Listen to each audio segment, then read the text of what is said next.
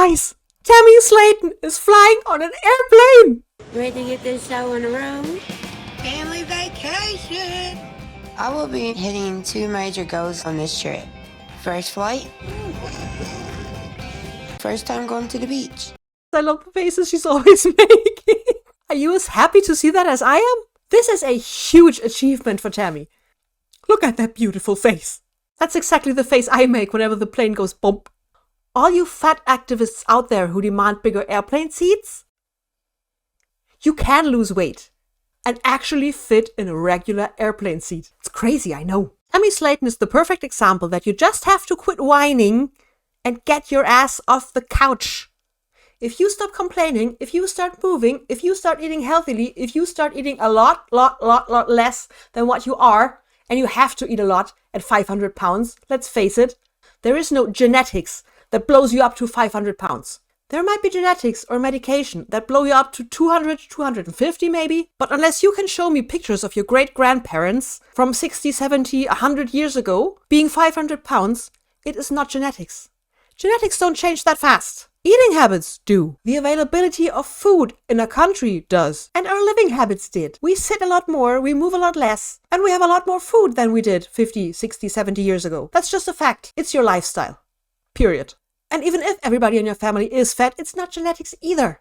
If your mom cooks high-caloric food for you and your siblings and your dad, and you all eat the same, you're all gonna get fat. And then the kids, when they grow up, they will take these eating habits, they will take this kind of cooking they learned from their mom, and cook for their families the same way. So they're gonna get fat.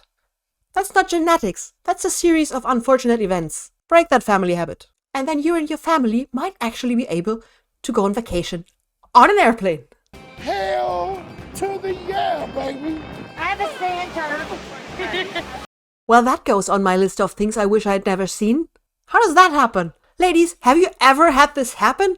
Like, she said it's sand, okay? Let's just take her word for it, because I want it to be sand. But have you ever managed to get sand into the bottom of your bathing suit? How? I mean, it has to be a couple of sizes too big for her, because bathing suits usually fit kind of snug, right?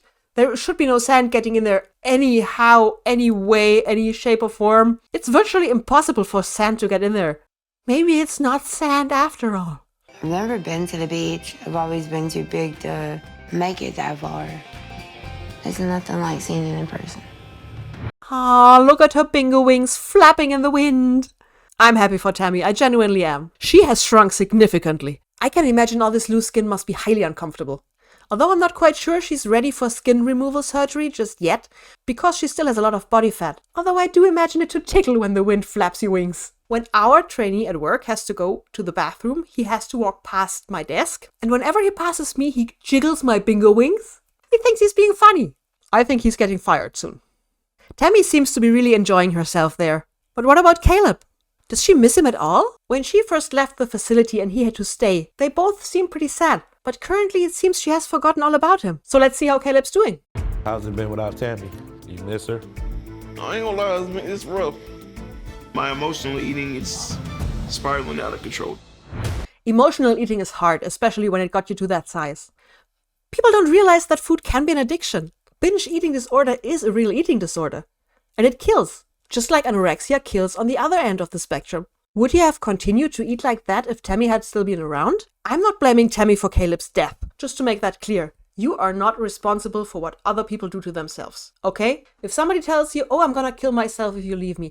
Oh, I'm gonna start drinking again. Oh, I'm gonna start doing drugs again. Oh, I did this and that because you made me feel bad when you did or said this and that.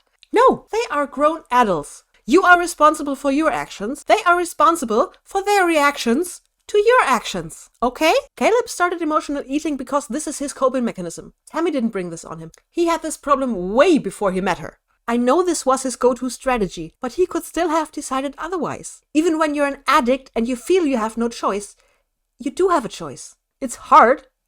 It could feel damn near impossible, but you do have a choice. People beat addiction. People quit smoking. People quit alcohol. People quit drugs. It can be excruciating, but it can be done. And if you can't do it on your own, get some help. You do not have to die from things like that. Well, as we all know, Caleb didn't make it.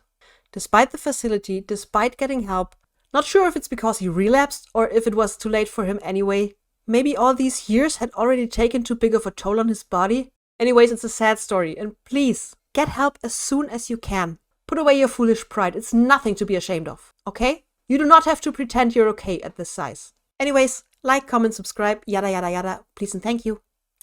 Bye!